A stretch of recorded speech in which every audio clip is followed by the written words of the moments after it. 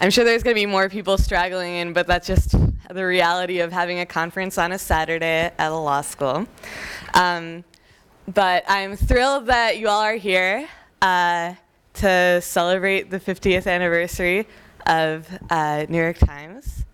And I'm excited to introduce Professor Mark Tushnet. Professor Tushnet is the William Nelson Cromwell Professor of Law at Harvard Law School.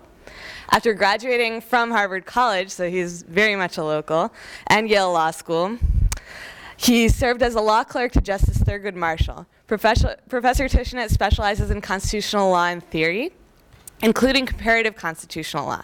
His research includes studies examining the practice of judicial review in the United States and around the world. He also writes about legal history, and particularly constitutional history, with works on the development of civil rights law in the United States. Please join me in welcoming Professor Mark Tushnet.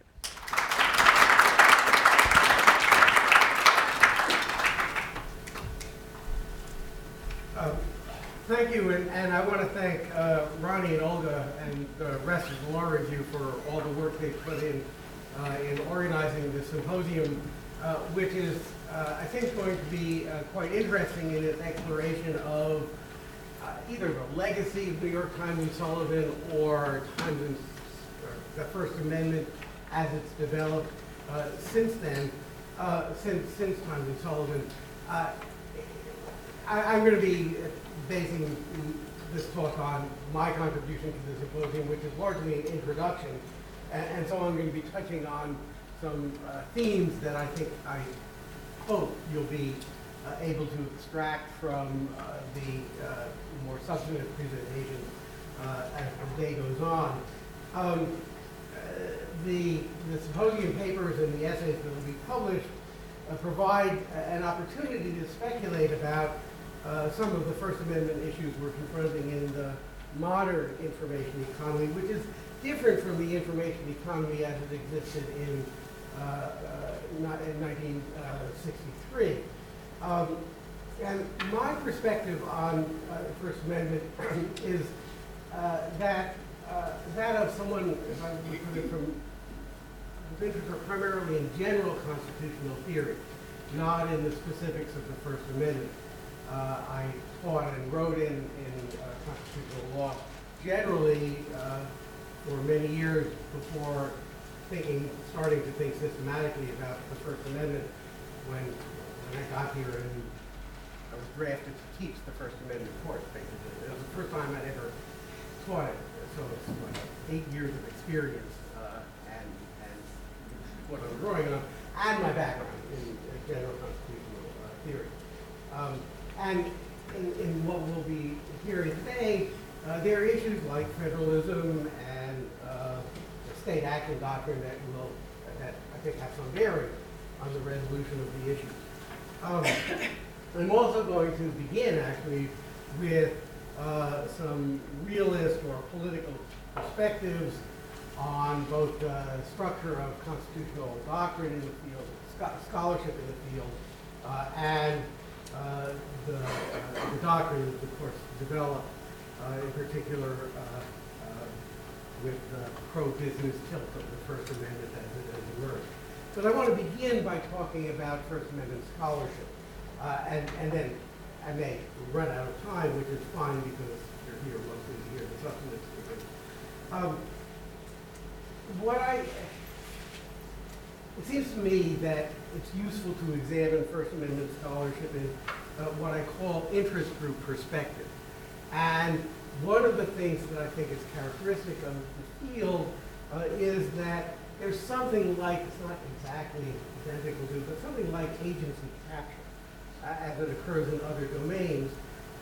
And the phenomenon that I start out with is that First Amendment scholarship seems to me to differ from scholarship in other sort of relatively discrete constitutional topics, in that scholars of the First Amendment seem to like the amendment, whereas scholars of the, say, Second or Fourth Amendment don't necessarily like their amendment.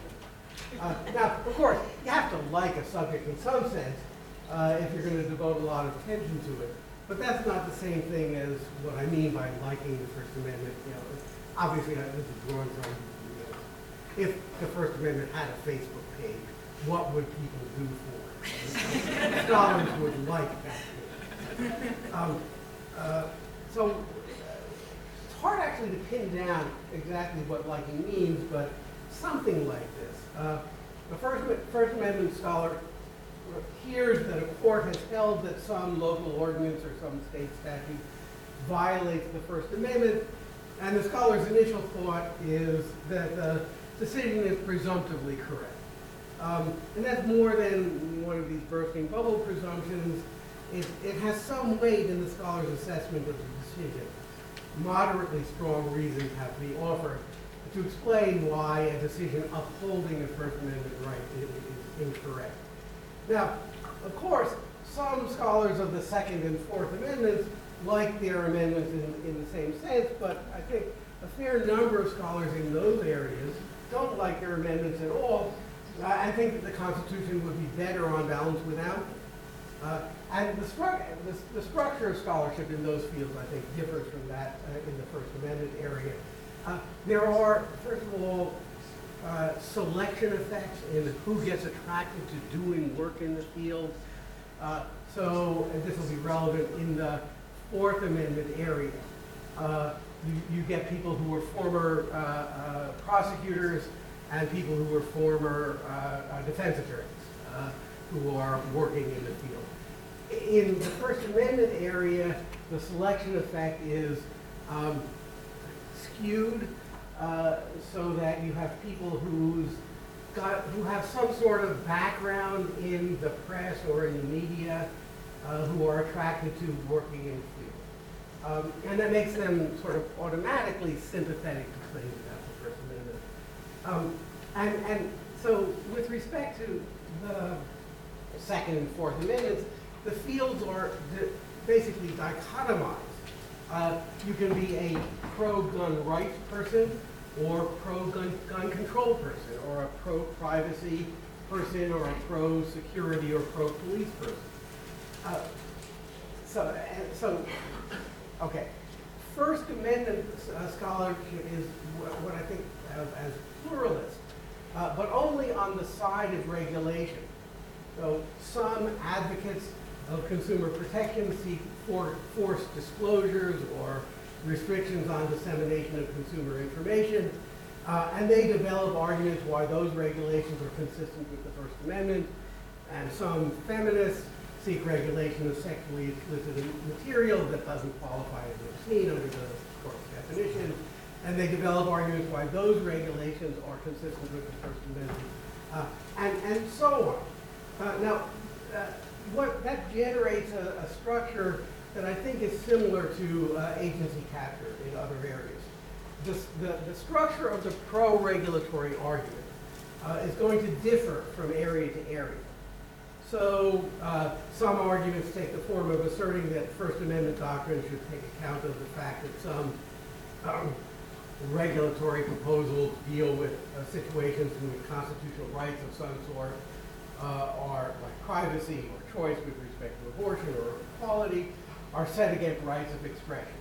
And others take the form of defending either a categorical or a general balancing approach to the First Amendment, even when, as in many consumer protection settings, you can't claim that the regulation seeks to advance some constitutionally protected right. Now, those arguments are met on the other side with unified advocacy of First Amendment protection.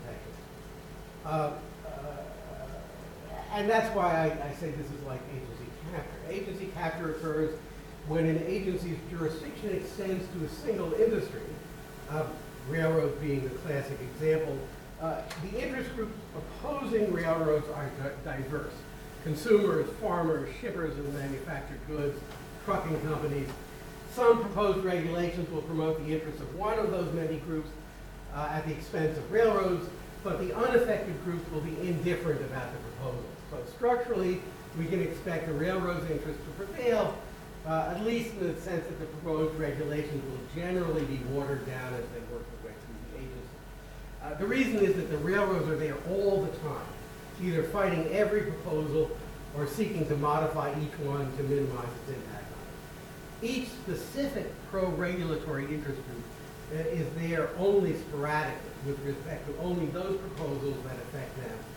So the railroads will develop expertise in making arguments of the sort that the agency tends to accept, whereas the diverse interest groups on the other side won't do so as effectively. The image I have is of a constant force being asserted in one direction, offset only occasionally by a force in the other. And I think roughly the same thing happens in First Amendment scholarship. Advocates of an expansive interpretation of the First Amendment are there all the time. Advocates of particular forms of regulation are not. And indeed, it wouldn't be surprising to find advocates for some kinds of regulation opposing other kinds. Pro-consumer advocates might be nervous about the regulation of sexually explicit materials, for example, or at least indifferent to that. Content producers, this is a little trickier example, but content producers support a narrow interpretation of the First Amendment with respect to copyright, but a broad one with respect to the content they produce. Structurally, then, I think we can expect First Amendment scholarship to tend toward expansive interpretation in the way that we wouldn't expect for Second or Fourth Amendment scholarship. Now, that interest group account brings out two features of First Amendment scholarship and doctrine that I think are more or less widely acknowledged.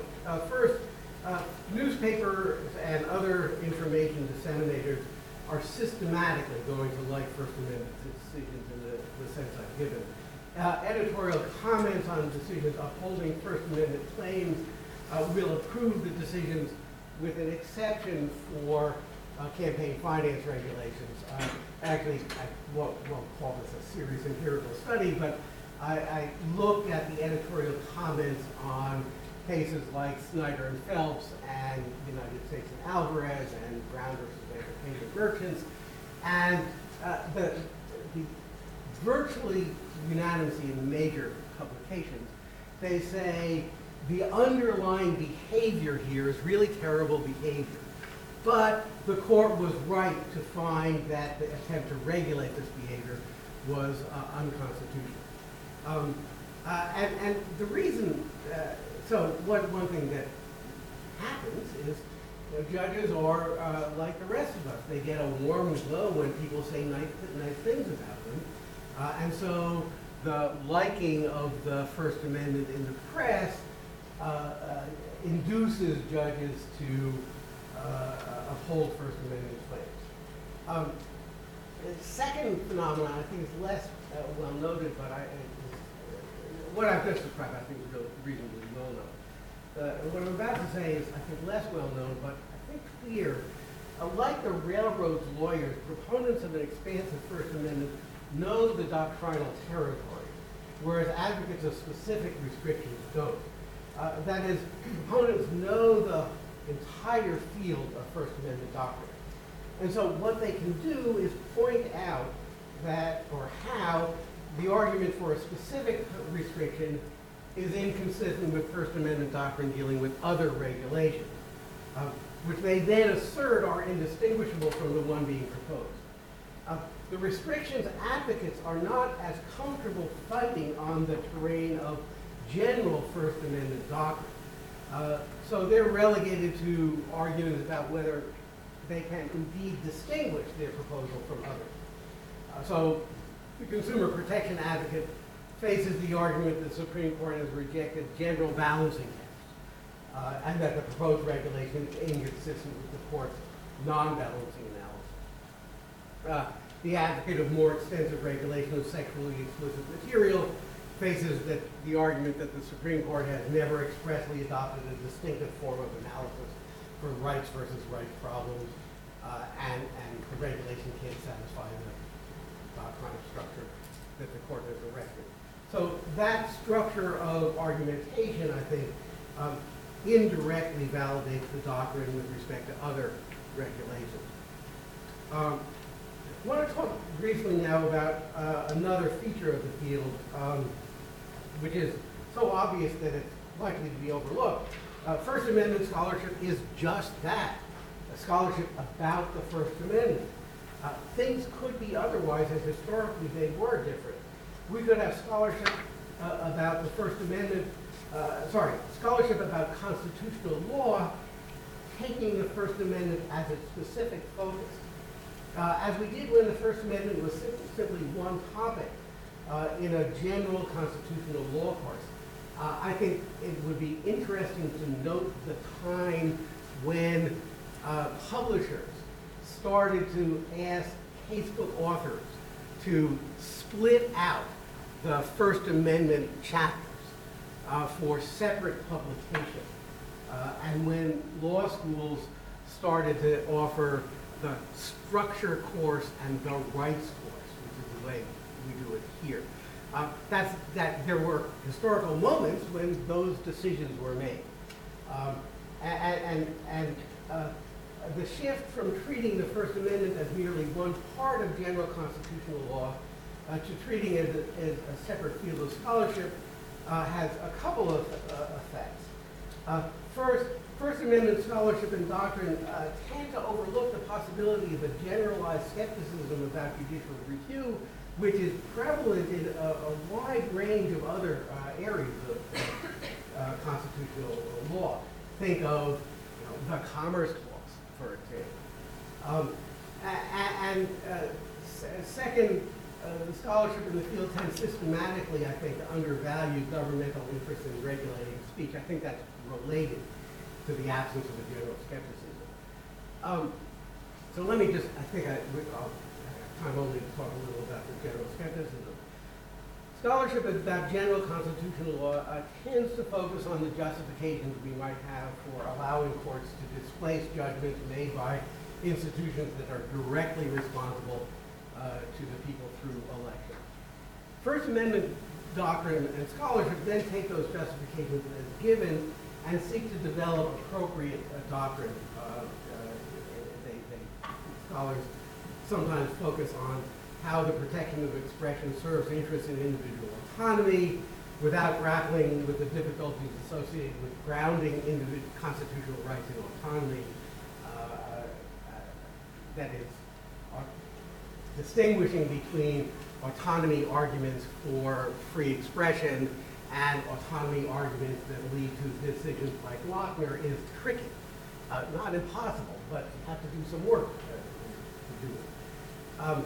More often, scholars in the field nod in the direction of Caroline products, connecting the First Amendment to ideas about democratic representation, but here too, without much concern for working out such a theory in detail. So, for example, the example I like to use here is that it's really hard directly to explain how the Vermont legislature, in prohibiting data mining with respect to prescription information, was attempting to close off the channels of political change. Now, there are ways that you can get from Caroline products to an account of why it's okay to take the approach that the court took in the Vermont data mining case. But it takes a lot of work, and my own view is that it's that when you try to lay out how you get from Caroline products to the Soros case, it becomes implausible at some point.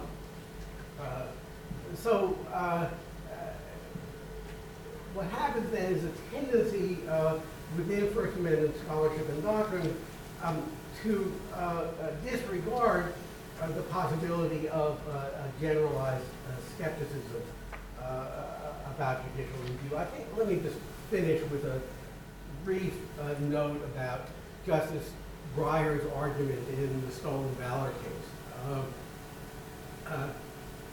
Justice Breyer's opinion is a robust assertion of a judge's power to assess legislation in light of the Constitution, independent of any prior judgment Congress might have made about the statute's constitutionality. His argument is basically, I think there are better ways of accomplishing what Congress wanted to accomplish than this regulation, where better means accomplishing the goals in roughly the same degree without impairing the First Amendment interests to the degree that they are impaired by this regulation. It's a straightforward assertion of a judge's policy perspective on what's the best way to get something done. That seems to me exemplifies the rejection of the Thayerian tradition, which was one of a broadly skeptical view of judicial review. You can find legislation unconstitutional only when the unconstitutionality was so clear that it's not open to rational question.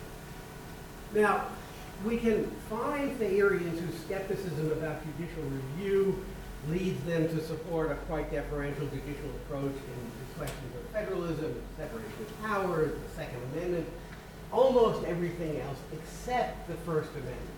It's really, really hard to find a Thayerian about the First Amendment. I say in the piece that this is drawn from, there's me and there's Adrian Renewal, and sometimes I'm nervous about Adrian. So it's an old joke, an adaptation. First Amendment theories are just hard to come by. One reason for the absence of First Amendment Thayerians may be that scholars of the First Amendment implicitly believe that some of the justifications for judicial review are unassailable with respect to all First Amendment issues. What I find striking, though, is a significant lack of attention.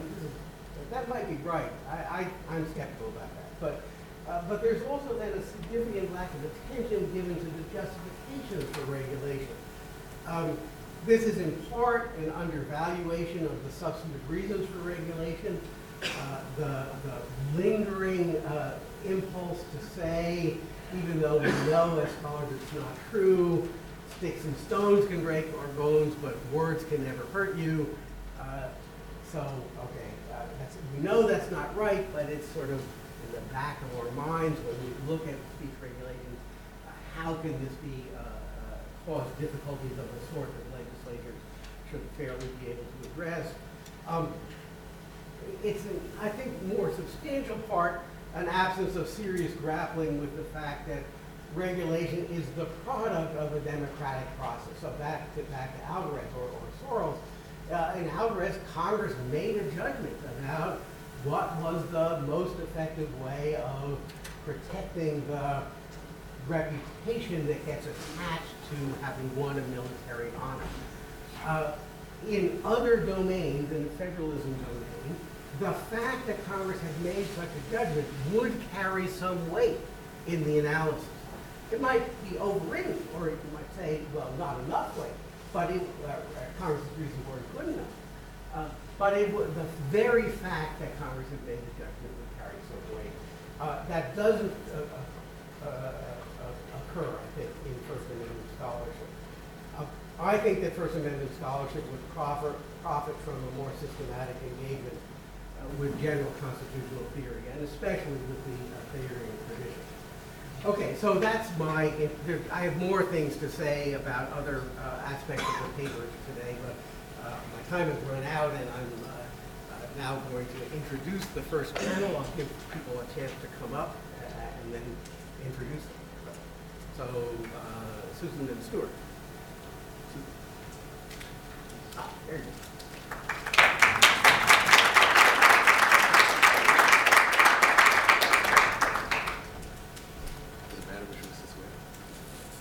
Yeah, it's your option about whether you want to do it there or from here. You should sit down because you're the commenter. Right? So, No, I meant which of the seats. Oh, I see. Okay, so the first presentation is by Susan Crawford, who is the John A. Riley Visiting Professor in Intellectual Property here at the law school. Last year, she published the book Captive Audience, the Telecom Industry and Monopoly Power in the New Gilded Age, and served as Special Assistant to the President for Science, Technology, and Innovation Policy, and co-led the FCC transition team between the Bush and Obama administrations. Stuart Benjamin, who will comment on Susan's presentation, is the Douglas B. Maggs Professor of Law and Associate Dean for Research, co-director of the Center for Innovation Policy at Duke Law School, specializes in telecommunications law, the First Amendment, and administrative law. And from 2009 to 2011, he was the first distinguished scholar at the Federal Communications Commission. Thank you very much, Mark. Good morning. Hello. Good morning. Good morning. I'm delighted to be here. Thank you so much to the organizers of this terrific symposium and to Professor Tushnet for that terrific opening essay, which frames the issues we're about to talk about all day. I'm presenting a case to you that requires, it's a hard case about sympathy for the First Amendment. It's a really hard case. So here's the problem. The handful of companies who sell high-speed internet access transmission in the United States claim that because they own some of the physical facilities over which electromagnetic pulses run that carry data, and that much of that data is speech that would be protected by the First Amendment, because they play that facility-based role, that they themselves enjoy a First Amendment right to edit, to define what our experience of the internet is, that they are just like the editorial board of the New York Times when they perform that function. So that Congress presumptively may make no law that would restrict their freedom, their editorial freedom to edit those communications. That's their claim. So even if they were editing in order to disadvantage their competitors or suppress speech with which they did not agree, a congressional step towards restraining that discretion would be presumptively unconstitutional. Now, clearly, this is wrong as a matter of principle if you're merely transmitting speech from point A to point B, speech that others have put across your wires. That doesn't make you a First Amendment actor necessarily. And Stuart Benjamin has written beautifully about this in a terrific 2011 article I commend to you. Here's the problem, though. If this argument is taken seriously by a single court across the land, that's the victory that these very few companies want to achieve. They just want to be taken seriously. Because if they are, congressional power to carry out this democratic process that Professor Tushnet reminded us of will be severely undermined. The congressional authority to balance potentially incommensurable interests, to take into account social policies of all kinds, will be subject to constant second guessing by courts, assuming that what they're dealing with is a First Amendment problem. These issues, for the last 100 years, of what to do with transport of communications networks have been left to Congress. Nobody, even in the Lochner era, assumes that there was some speech interest involved here that would undercut congressional power to act or to delegate authority to the Federal Communications Commission to make economic policy about communications networks. Taken for all it's worth, the provider's argument here is a get-out-of-jail-free card, a get-out-of-jail-free card for all regulated industries. If it has something to do with speech, even indirectly, their claim is that we've got to back off. The doctrine of constitutional avoidance says, don't get involved. There's serious constitutional questions here involved. They would be then on a moral high ground, saying we have to worry about the Constitution. Chevron deference, the idea of being polite to administrative agencies because they're good at what they do, vanishes because the constitutional avoidance doctrine pushes it away. This would return us to the Lochner era for a fundamental input into every aspect of American life. economic, social, cultural, push us back into an era where Congress has effectively no authority.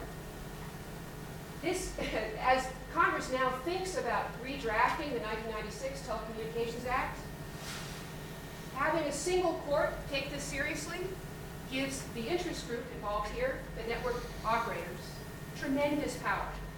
Staffers begin to quail, saying, oh, we can't possibly write any economic rules about this because they might be unconstitutional. In the regulatory setting, in the Federal Communications Commission setting, this becomes a loaded gun. Don't do anything, or you're suppressing speech. So their goal, the operator's goal, is to make this argument mainstream, make it legitimate. Just as in the healthcare industry, and Rebecca points to this in her article, the idea that Congress would have no Commerce Clause authority to do anything about healthcare seemed laughable when it was first introduced. But repeated over and over and over and over again, it took on substance, it took on weight. That's what's happening here across the very small group of network operators who sell us high-speed internet access. So I have a goal in this article, which is to nip that argument in the bud and to make sure that courts don't take it seriously. We need some moments of common sense when it comes to the First Amendment. We need to create a space for Congress to act where the speech interests are sufficiently remote, as they are in this case, indirect, in contrast to congressional authority and strong government interests to ensure the overall well-being of the country. We need to create that space without heightened scrutiny. And this article attempts to be a roadmap for courts to reject the treatments that the operators are urging on them. Here's the argument. However, the Federal Communications Commission has, as a matter of administrative policymaking, decided to label high-speed internet access, how to classify it, doesn't matter. The function these operators serve in American society is that of providing a transmission network from point A to point B. They sell it to all comers. They carry our speech from place to place. They advertise themselves based just on speed and cost. Those are the only parameters they're talking about when they sell these high-speed data services. No showing of monopoly power under existing case law is required in order for that function, well, let's call it common carriage, that function of network operators to be their role in American society. In fact, it is the FCC's obligation, once they get around to it, to treat them that way. But however they treated them in the past, doesn't matter. They play this role in American society. And precisely because the consequences of according First Amendment protection to these few actors are so great, the Supreme Court has been very careful to warn us against clever First Amendment arguments that attempt to recharacterize situations as potentially suppressing speech. And I'm referring to the Rumsfeld decision, Rumsfeld versus Forum versus Academic and Institutional Rights, the FAIR case from 2006, where Justice Roberts very methodically, very slowly, marches through arguments made about a statute requiring law schools to permit military recruiters to have access to their campuses. He says there's nothing inherently expressive about the role played by the law schools in that case. Schools were not speaking. FAIR applies squarely to the arguments made in the current Verizon versus FCC case by the network operators claiming First Amendment protection for themselves. It should not disclaim out of the box. There is nothing inherently expressive about carrying other people's data packets from point A to point B. There's no particularized message conveyed, nothing that would be understood by the recipient as a message. We're just talking about speed and cost. Okay, so that's one battlefield. FAIR. Let's stick these Roberts did in what I think really is an opinion for the ages. It's a terrific opinion. That we need to not undermine the very important protections provided by the First Amendment in meaningful contexts by applying them to contexts where they don't fit. And this is one place where it doesn't fit. The battlefield of what is speech and what isn't speech is very contested. It's a tough place to fight. So in the article, I also try to say it's important to start with what the government interests are here and why we give Congress the power to say something in the dark about network operators and communications. Is there any possibility of suppression of speech going on when Congress makes rules about the transport, two-way general purpose transport of communications? Any possibility of suppression of speech? Is there any risk of censorship? No. The point is that Congress has the power to seek the ordinary end of a basic general purpose communications network spanning the country. That's part of what it means to be a state. Roads and communications networks are at the heart of the function of government.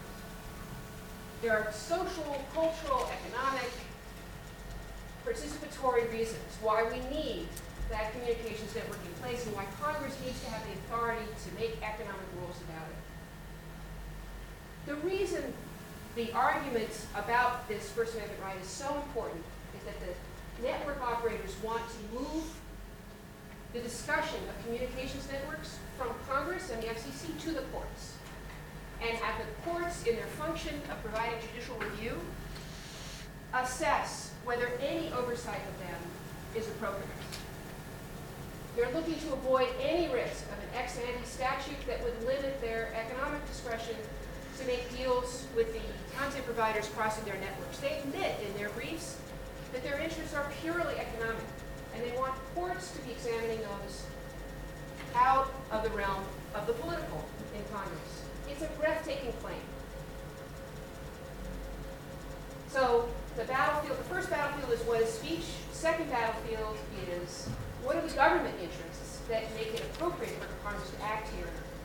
The third element of this argument is that it's fascinating that the network operators now have the market power to start acting like the New York Times, to edit, because we have such a concentrated marketplace in high-speed internet access in America. And a good chunk of the article describes what's happened over the last 10 years.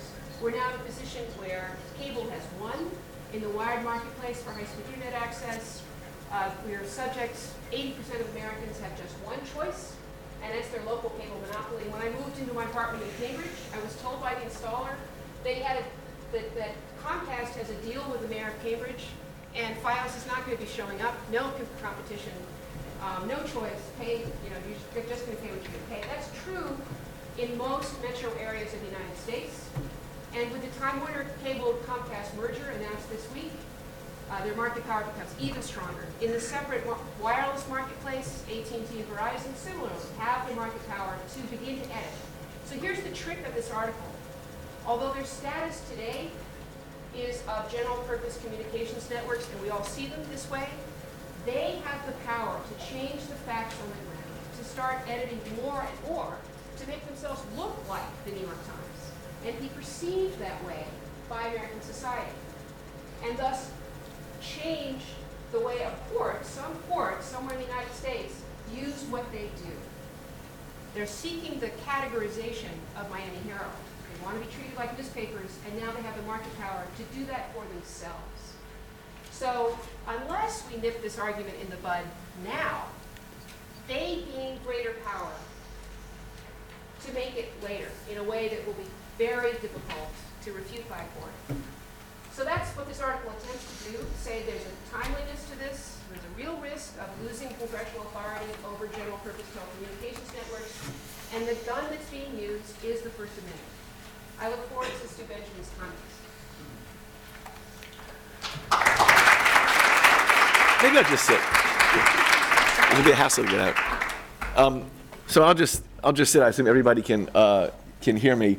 The difficulty I have as a commentator is I basically agree with Susan. As she notes, I read an article about this argument that transmission of bits constitutes speech for purposes of the First Amendment, and I go very squarely through the Supreme Court's jurisprudence. I just think that's not the best reading of the court's jurisprudence, and the fact that you have the ability to manipulate bits as an internet access provider, I think, does not make you a speaker.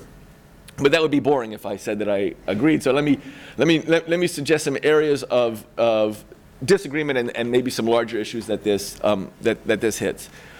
So one is, for those of you who read the paper, Susan talks a fair amount about how internet access providers really are common carriers. They really do fall into meet the requirements of NARUC 1 and NARUC 2. For those of you who are serious common carrier junkies, you know what I'm talking about.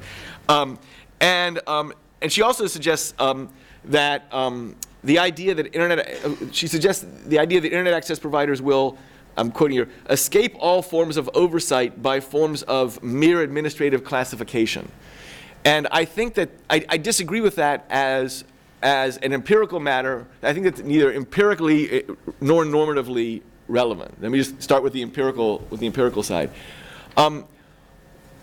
One thing that the court has done in its quite expansive First Amendment jurisprudence is not get hung up on terms like common carriage, and instead has looked at what the alleged speakers actually do.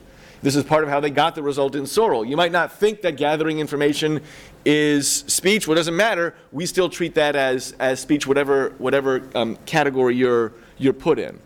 And if tomorrow Congress passes legislation that says that Upworthy and Reddit will be required to post messages based on the order in which they come and can't prioritize anything on the web page, I submit that nothing will turn as a First Amendment matter on whether or not they also try to characterize Upworthy and Reddit as common carriers or not. That administrative classification will have no significance. And so my view is that if an entity is engaged in the pure transmission of bits, then it's not a speaker, whether we call it a common carrier or a banana. I just don't care. I do want to highlight one thing that Susan mentions in her paper. I also mentioned in my paper that's just worth, as a matter of background for everybody. This also highlights how radical the argument is that internet access providers are making that mere transmission is speech.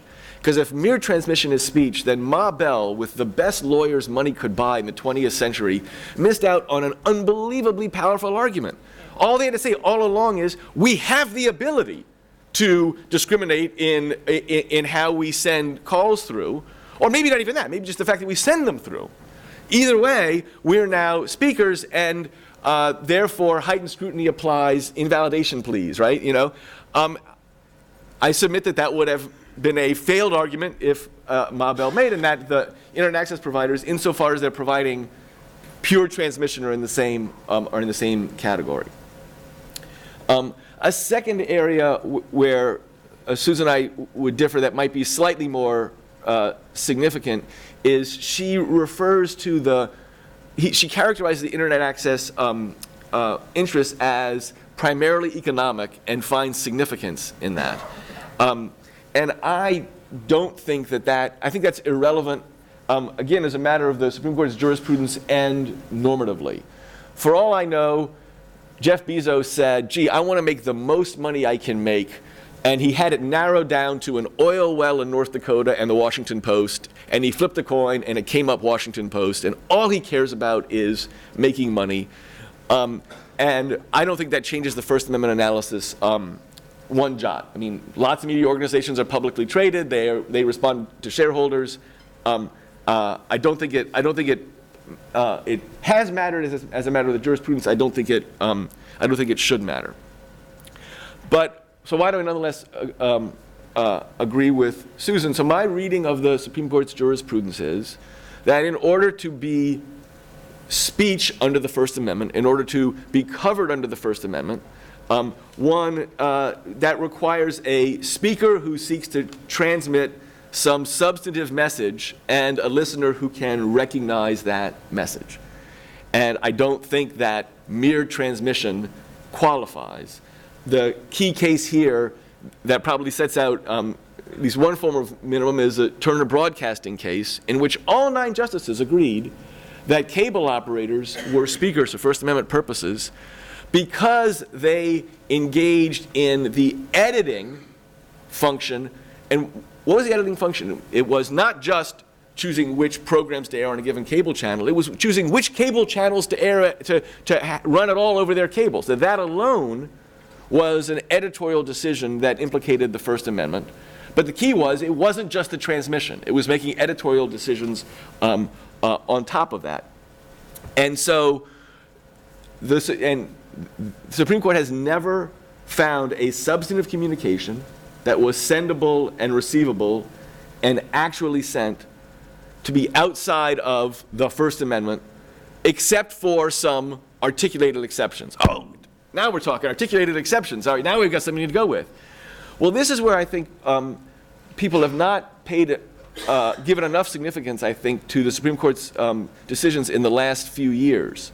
So you not only have cases like Sorrell, which have expanded the scope of what the First Amendment applies to, or if you prefer, limited the exceptions. You have other cases in which the court has construed its existing exceptions pretty narrowly. United States versus Stevens, Brown versus Entertainment Merchants Association, United States versus Alvarez. And in Alvarez in particular, the stolen valor case that Mark referred to, particularly striking because there the court had a set of briefs that said you should really understand the exception for the First Amendment in fraud and in perjury as really being a false statements of fact exception. There is an exception to the First Amendment for false statements of fact more generally. And the court said no. That's not what we see. And in fact, the plurality went out of its way to say what we have is a series of narrow pointillist exceptions. So there's an exception for fraud, for perjury, not some broader categorical exceptions. And more generally, in effect, the way I read this thing, and I know others do as well, those exceptions are all historically grounded. Subtext, we aren't making any more. And so I think that for a internet access provider, and this might be where I would disagree with the substantive outcome from Susan, I think that if they can say, we are in fact engaged in substantive editing of your internet experience, and let me with an asterisk, and we're even willing to tell you that, let me put an asterisk behind that and come back to that. I think they will be treated as speakers for purposes of the First Amendment. And as Susan points out, that's huge. So she also talks about government interest. I'm not focusing on government interest. That means heightened scrutiny for regulations of internet access providers, at least when they're engaged in that substantive editing. So if, for instance, Comcast is willing to say, we are going to be the internet equivalent of CleanFlix. We will provide only the websites that we think you want that will be sort of removed of upsetting material. I believe that they would be speakers for First Amendment purposes. And this is a separate point. I think they clearly would be under the doctrine. There's very strong normative reasons why they should be. I would note parenthetically, I think the lawyer who proposes that to Comcast gets fired, but that's just because I think that lawyer who says, oh, we'll be able to knock out, have a greater chance of knocking out regulation, and I think the CEO says, right, and we've got this great position that Susan points out. The only way we can screw it up is by doing something like that, so don't do anything as dumb as that. But the analogy that I would draw on both sides of this is to FedEx. So FedEx transmits speech. None of us thinks that FedEx is a speaker when it transmits speech.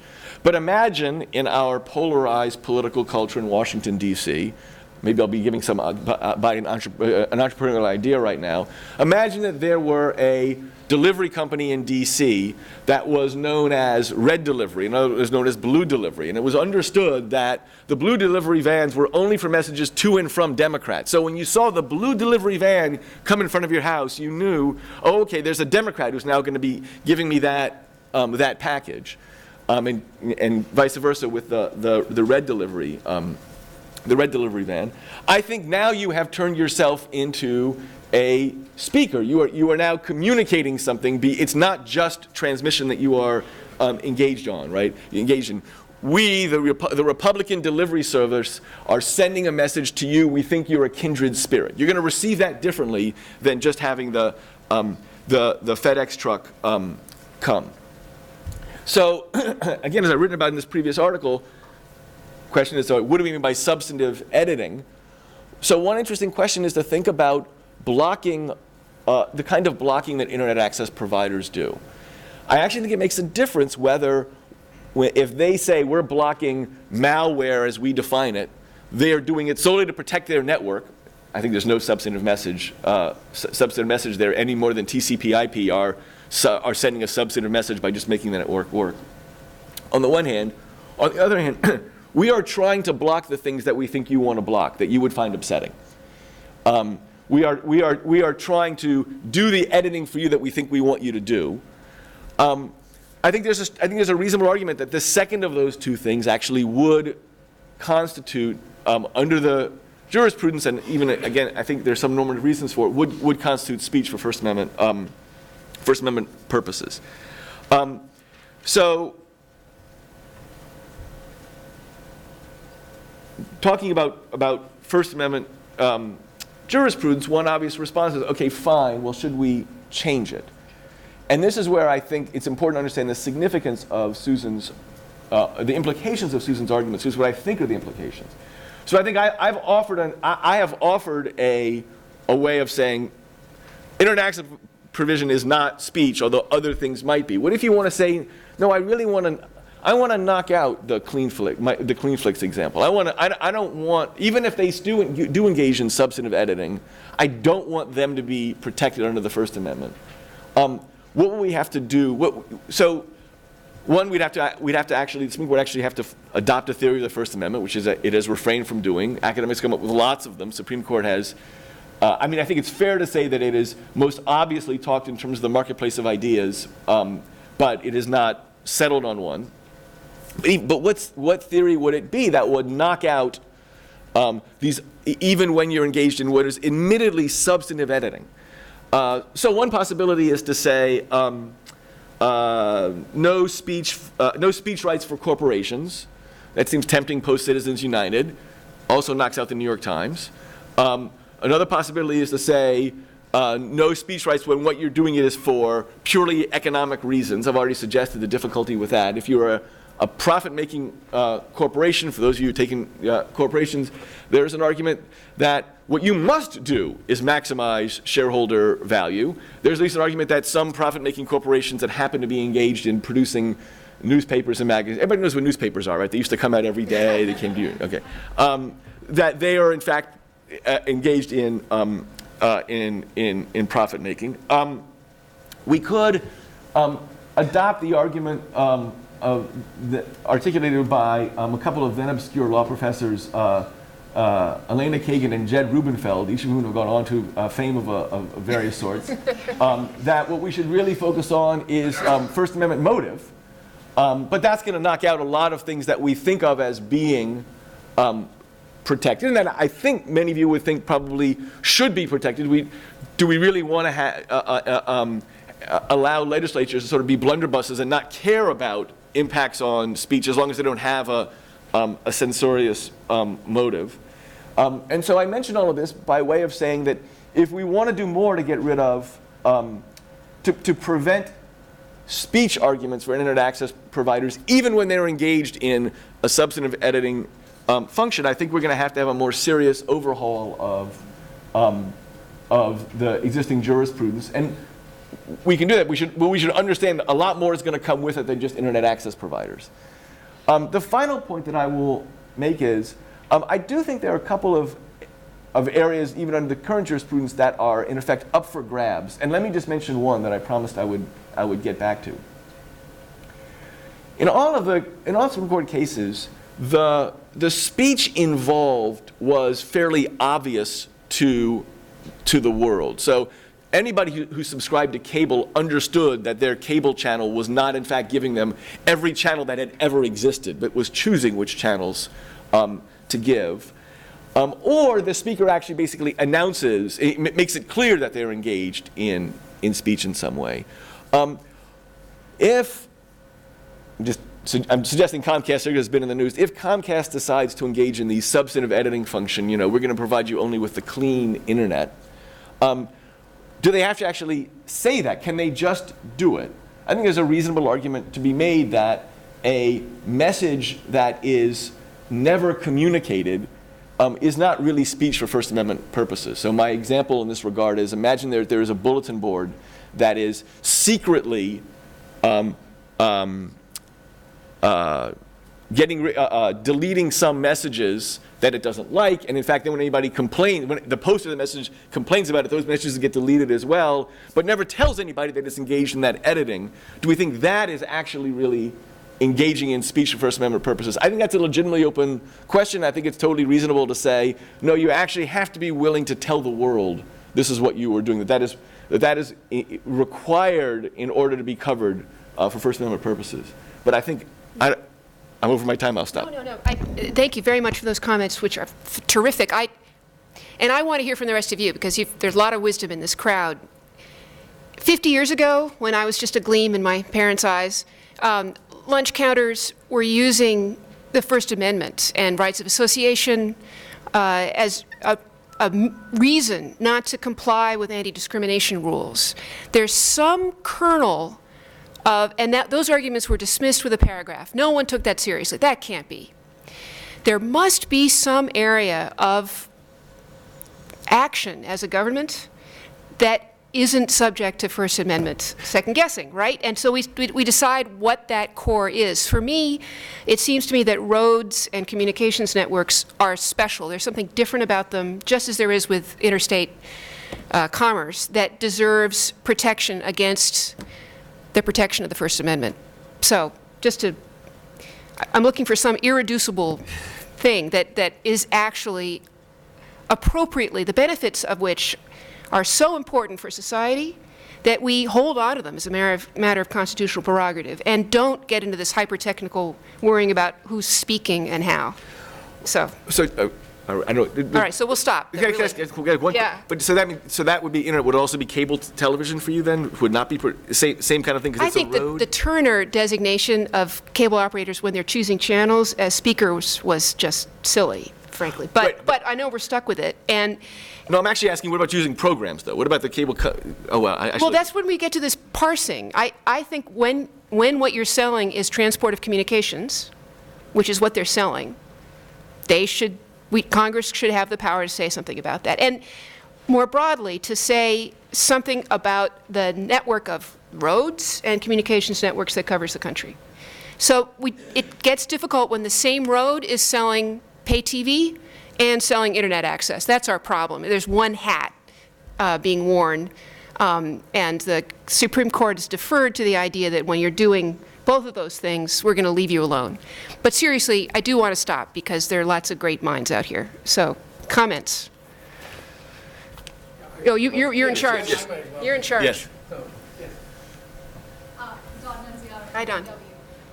So it seems to me that you might be overly concerned or fearful about the internet access providers being treated as speakers of some kind. I'm on the same page with you, and I agree that it would be best if they were not treated as First Amendment speakers. But if they are, then we're in turn, right? So why wouldn't net neutrality regulations survive Turner scrutiny as content-neutral regulations that advance the substantial rights? So thanks for that question. So the question is, okay, so what if you're on the battlefield of Turner? Not so bad. this is not just about net neutrality. This is about any congressional authority to say anything about the economic terms under which these actors are obligated to provide service around the country. So net neutrality is just a symptom of the deep competitive problems we have in the country. So I wouldn't want to say, okay, net neutrality will be fine. I want to make sure that Congress has the leeway to make policy about general purpose communications networks. If I can just jump in. In one important way, you're right. Turner Broadcast, intermediate scrutiny is not that great, and so it won't knock out that much. And in fact, this is part of the reason why I wouldn't put in Susan's terms in terms of what Congress is able to do. Congress has the power no matter what. This is just, is there some limits that are going to force it to jump through additional hurdles on the one hand. On the other hand, this scrutiny is a big deal. I mean, I can certainly tell you from my time in the FCC, we all knew that if there was something where there was going to be a First Amendment claim, we were subject to different kinds of arguments that had to be made, which frankly meant that some marginal proposals might go by the wayside because it just seems like, well, we're going to have a harder time defending that in light of possible First Amendment scrutiny.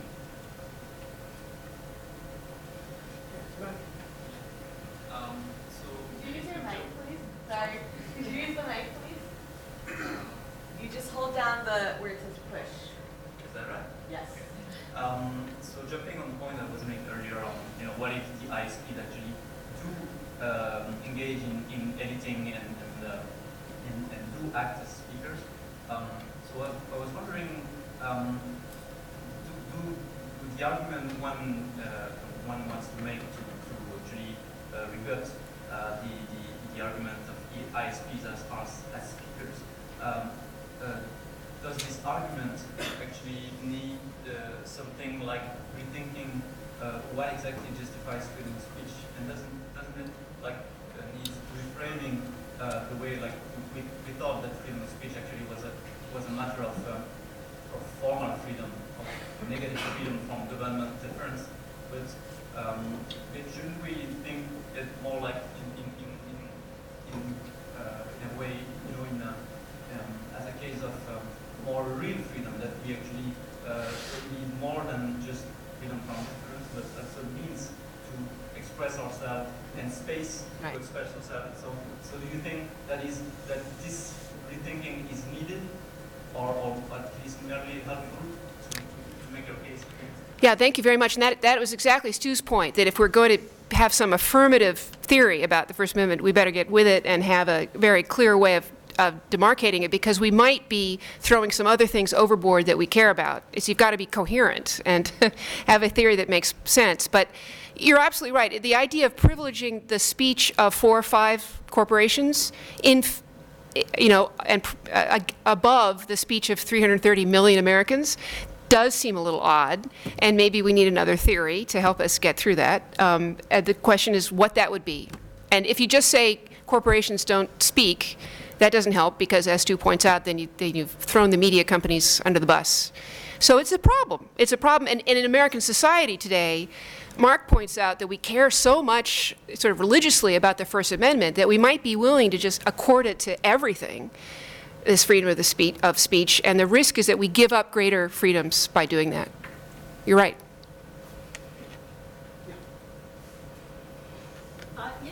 What about legislation, antitrust style legislation that would simply say, if you are a telecommunications service providing a pipeline, you cannot be in the business of editorial content? Well, that's interesting. I wouldn't style that precisely as antitrust legislation. That would be an economic decision taken by Congress. You play one role or the other, right? And the Nixon White House tried to do that in 1972, saying it would make sense to separate out content from conduit. They couldn't imagine how to get that through Congress, and so they stopped. The problem is that this First Amendment claim here would get in the way of Congress being able to do that with latitude.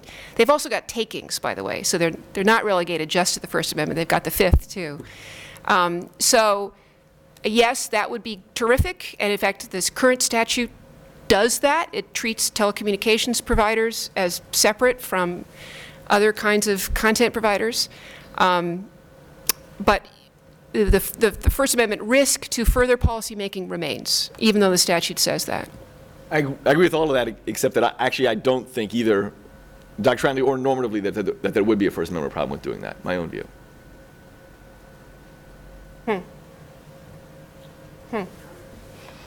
Yeah, so when you were talking about the chutzpah of corporations using the First Amendment as a get-out-of-jail-free card, Yeah. I immediately thought of Hobby Lobby stores, which is trying to use the free exercise clause to get out of certain regulations.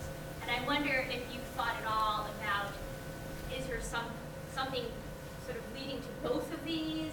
What are the parallels? How might those two things interact? Well, good lawyers will look for all kinds of arguments to help their clients, and we have this, it's almost as if we've forgotten the larger democratic principles for the religious adherence to the text of the particular rights and the way that those can be understood and broadened in favor of the people we represent. So there is a very broad similarity between those two things. Because these communications networks are themselves tied up with speech, there's a special role for both concern and strength of the argument here that I think feels different than the overlap between the Hobby Lobby religious case and this one. What do you think about that? I agree. Yeah, this has a different flavor because it's all bound up together. But Although, just to intervene. right. In both situations, the one you're imagining and the Hobby Lobby situation, the legislature has said something about the business model that you are pursuing. So in Hobby Lobby, you've decided to use a corporate form as your business model rather than a partnership. If there's a partnership, everybody agrees that these folks could be, maybe not everybody, but it would be a much easier case for Hobby Lobby as an unlimited liability partnership to claim these rights of exemption. But they decided to go through the corporate form. Okay? Here, you've adopted a business model that uses, that maximizes your profit from making these editorial decisions. So the question is, can Congress regulate the form, the business models that people choose to use? And your response is, well, yes, in non-speech context, that is, you can't have a business model that says I will profit from employing child labor. But in information context, there may be limits on what Congress can do in regulating the business model. But at that point, the antitrust analysis, I think, does come in. That is, Congress has power to regulate the business models. If your business model is violating the antitrust laws in the information context, you can't do it. Right. I have this note about, my business model is making a tremendous amount of money out of insider trading, which is speech, right? I mean, I find out information. Well, we know Congress can stop me from using that business model. And then I think my view then is your business model, we're gonna say, this is a version of the antitrust point. The business model that you can use in this context is common carriage. That we're going to treat you as a common carriage. The only reason I quibble with this use of antitrust is that assumes market power. This whole discussion would allow Congress to act even in the absence of market power. All right. My only point is it's not that the antitrust cases show that you can do that. Right. What they show is that Congress has the power to regulate the business models used in the information industry. Mm-hmm. And common carriage is one of them. Doing it. Yeah. Dave. I want to suggest another possible avenue. If what you want to do is to limit corporate speech, if we actually believed in the press clause, we wouldn't necessarily throw the New York Times under the bus in order to reach it. Purely business corporation, lots of problems with what part of it is protected by the press clause and what part of it is not. Sonia's, we'll talk about that. Right. And David will. And David will too. This is fascinating, but I do want us to come back to this because it seems to me to be an important strategic point. Stuart, I suspect that your sanguinity about the CEO saying that's a stupid idea to the lawyer, is it it may be destabilized if you think that selling preferred access to Netflix and Amazon and instant video, and then turning around and saying, on our network, you can get your Netflix better, or it won't count towards your cap, or let's not talk about things in the abstract, things that are done. It's not at all clear to me how that's distinct from selecting this cable channel versus that cable channel as the way in which you sell your service. And if that's true, then it could be a very neat, oh my goodness, you've come up with a way in which we both advance our business model and change our designation. Yeah. If that's descriptively correct, I guess, Susan, the question is the extent to which the argument now about reclassification needs to be understood in this broad strategic sense. Yeah. And that's the primary move, is actually a regulatory move, an judicial move, not a legislative move, and it's about setting the Constitution, unless, and that's the point Mark was raising, that's the point, unless you say something like, no, requiring a separation of the common carriage component, requiring a separation of essentially some form of structural separation within a business that combines two things, is itself okay in the information industry. And then the question becomes, in a one newspaper town, does that mean you can force them to compete a new entrant on their trucks, on their delivery trucks, with their delivery truck? Right. So there's a lot packed in that. Let me just start with your first point about the. I'm sorry. Did you, Well, go ahead. no, sorry. Let me just start. I think that, yes, the first talk is about reclassification, but a court could then second guess or make the FCC very nervous about any effort to reclassify. So, yes, the FCC has to understand that it needs to act firmly now to reclassify, and that will inform what the courts do later. But these two things play in on each other. So I don't want to ignore the fact that there are cases proceeding all over the place where courts are going to be looking at these arguments. But then the primary question is really the extent to which the First Amendment analysis of the decision to designate a portion of a business as common carriage is itself not constrained by the First Amendment, simply by the history of the business model, or whether it is. Right. Stuart. But let me just. I want to stop on your opening hypothetical, because I think this is an argument they will want to make. Oh, we are engaged in substantive decisions by preferring Netflix, and I think this is where that's why I think of Turner as being sort of the outermost edge.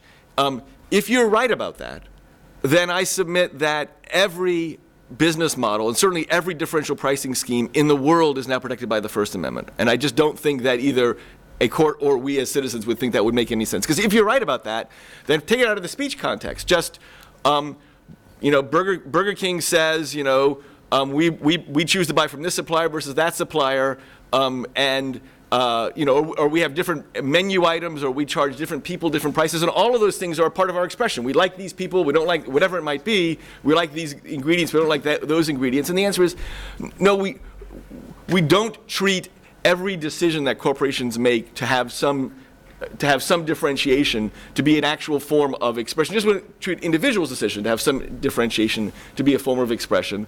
It seems to me that you have to be able to make an argument, and this was the argument they made in Turner, was we are choosing these channels because we think they are actually sending us a particular substantive message that we want. Maybe. All I'm getting at is, I think it's different from saying we are preferring Netflix. Meat and lettuce is different from House of Cards? Pardon me? Meat and lettuce and buns are different from House of Cards? Yes. So I don't understand the relationship to Burger King. I'm sorry. Not making, you're talking about having Netflix be able to pay extra money to get.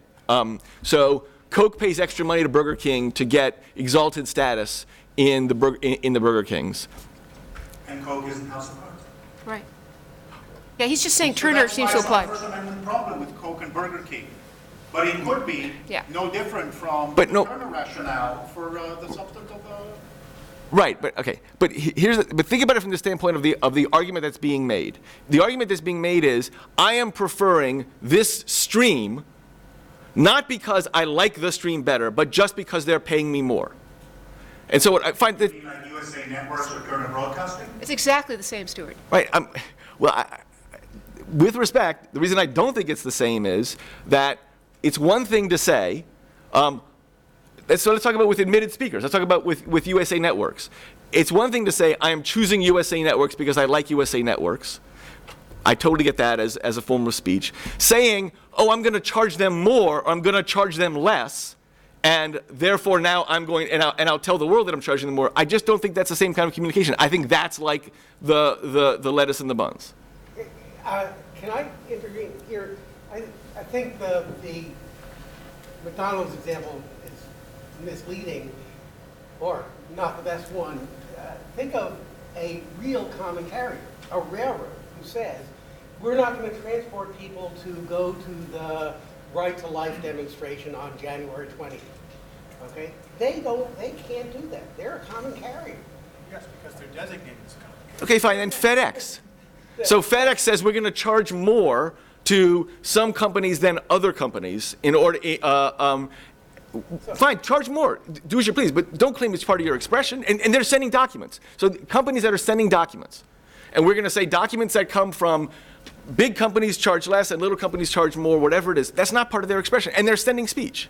No, it's not that, I don't think it's not that it's not part of their expression, it's that they don't have, because they are common carriers, they don't have an ex-ante entitlement to discriminate. It's just not part of their, I mean, so. But FedEx is not a common carrier.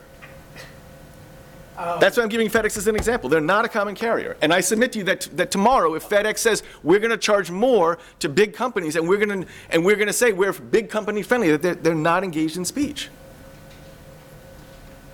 Okay, so, all right.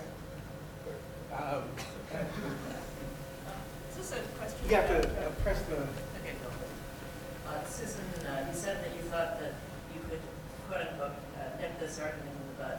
And I was wondering whether that isn't overly optimistic. Because even if now you got a court who decides that it isn't speech, then as long as they can develop greater market power and then begin to exercise editorial functions, you haven't nipped it in the bud. They bring a new case, they say now we're exercising editorial functions and we are exercising speech rights, and that previous case doesn't govern. You're absolutely right. These two things have to happen. Both the administrative classification has to be corrected, and a court has to say there is no First Amendment role here. What I'm trying to say is that in their function today, they do act and are perceived as common carriers. Congress has lots of good reasons to have the power to assign that classification power to the FCC. Now everybody just has to do their job. So, but you're absolutely right. After a first decision, there could be changed behavior by the operators. The importance of getting a strong decision by a court saying, what First Amendment, what are you talking about, is that it gives everybody courage to do their jobs. And that's all I want to see at this point. This is a way of piling onto the class point. I think you have to hold it. Oh, I have to hold it. It's like a filibuster. Suppose that Congress passed the following statute. No provider or user of interactive computer service shall be held liable on account of any action voluntarily taken in good faith to restrict access to or availability of material that is otherwise objectionable, whether or not such material is constitutionally protected. Or any action taken to enable or make available to information content providers or others the technical means to restrict access to such material. Suppose Congress had passed that statute. Wouldn't that suggest that Congress has made a decision not to treat to treat this as basically First Amendment protected activity on the part of owners or users of interactive computer service providers. That's the problem. In other words, that it's possible that if we start ex ante and say you're common carriers, right, you're telegraph companies, then of course a lot of things follows because you structure the situation in such a way that everything works as follows. On the other hand, if Congress wants to play it both ways, if Congress signals through Section 230C2, which I've just read out loud, that you are permitted, you are held harmless if in fact you block or restrict access, then in fact it looks like Congress is saying we are going to treat you to a certain extent as having editorial rights. So it strikes me that one way of understanding the problem is this. Congress is permitted ex ante to design the structure of telecommunications facilities, right? Once it does so, then the issue of judicial review arises, right, within that structure. But if Congress is trying to have it both ways, it enables the very arguments that you're trying to fight. That is to say, Section 230C2 undercuts what you want to do. So it's a great point. By the way, let me just note, Section 230 is a nice response when the cable operators say, we have these speech because they love the protection of Section 230. But to your point, I actually think that this highlights the importance of drawing this distinction between the kinds of editing that one engages in. So think about newspapers. Newspapers, when they choose to charge more for classified ads from big companies and from little, they have differential pricing rates. They might try to claim it's all speech. Oh, look, we are engaged in speech in having this in charging differential prices for big companies versus little companies that have classified ads. I hope none of us would buy that. But let me just note that Yochai's argument, the best argument for, I think, Yochai's argument is what the D.C. Circuit has done with cable companies, which the Supreme Court has not done, which I frankly think is wrong, which is when cable companies wanted to challenge the limits on the rates they could charge subscribers, the D.C. Circuit, in 2 sentences, with no discussion or justification, said this implicates the First Amendment. I think it's a mistake to have made, in the same way it'd be a mistake to say that when newspapers charge differential rates to classified advertisers, the First Amendment applies. The argument I'm making is we can and should draw this distinction because otherwise we are in this world of an all or nothing world, and that does feel to me like a silly constitutional straitjacket. And so it feels silly to me to feel like because Congress has passed 230 now, we can't draw any distinctions. No, but the point is, it's related to Mark's point, actually, in the first topic. We think that what happens is Congress passes a statute and the judiciary comes in and draws the lines of the First Amendment. But it really doesn't work that way. Congress comes in first, creates the structure of industry, and it's only within the structure of industry that the First Amendment review makes any sense at all, which is why, in fact, it really would matter if you reclassify. I hear you. What I'm trying to retain is the congressional role as the decider. Congress gets to be the decider. And so there are multiple fora in which we can try to ensure that role. But I understand that when they try to have it both ways, that creates an opportunity for a lot of mischief. No question. If I can just add, but I totally agree with, of course, Congress creates the underlying facts. I mean, there's no getting around that. And it's no question we would be in a different and easier world for these purposes if Congress had passed different legislation earlier time. I just think there are still meaningful lines that can and should be drawn that I think are actually already there in the jurisprudence. And they're already there actually in the statutes. So the Telecommunications Act classification of common carriers is pretty clear. And it is technology neutral, just have to stick to it. So, but you're right, classification is important. A little bit of jargon there. Okay, so thank you very much. Thank you. Thank you for a spirited discussion.